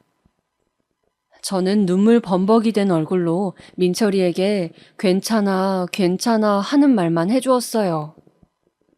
옆에 있던 미연이도 눈물을 훔치다가 으앙 하고선 달려와 안겼습니다. 저희 셋은 서로 눈물을 닦아주면서 울고 또 울었어요. 얼마 전 민철이가 죽그릇을 던졌던 그날 죽어야겠다고 다짐했던 저는 민철이의 사과 한마디에 10여 년간 쌓여있던 마음의 응어리가 한 번에 사라졌습니다. 그날 저를 죽지 못하게 바다에서 구해주었던 미연이는 제 인생에 다시 만날 수 없는 은인이고 기적이었습니다. 그리고 어느 정도 진정이 된 민철이에게서 들은 이야기는 이러했습니다. 처음에는 그저 한눈에 반한 미연이가 만나주겠다기에 하라는 대로 했을 뿐이라고요. 미연이가 하라는 대로 직장을 구해서 일을 하고 공부해서 자격증을 따고 집안일도 해보고 하면서 정상적인 삶을 살다 보니 정신이 차려지더랍니다. 그동안 엄마가 자기 때문에 얼마나 고생했는지 그리고 자기가 얼마나 최악의 짓을 했는지도 뼈저리게 느껴졌다고 하더군요. 그래서 엄마한테 계속 사과하고 싶었지만 엄마가 어디에 있는지도 모르고 연락할 용기도 나지 않았답니다. 그런데 미연이가 저와 같이 살고 있다는 사실을 최근에 말해주었을 때 깜짝 놀라기도 했지만 드디어 엄마를 만날 수 있는 기회라는 생각이 들어 찾아오게 되었다네요. 저는 이제라도 철이 든 민철이가 대견하고 또 이렇게 민철이를 정신 차리게 해준 미연이에게 너무 고마워서 두 아이의 손을 양손에 꼭 잡았습니다. 제 인생에서 가장 행복한 날이었어요.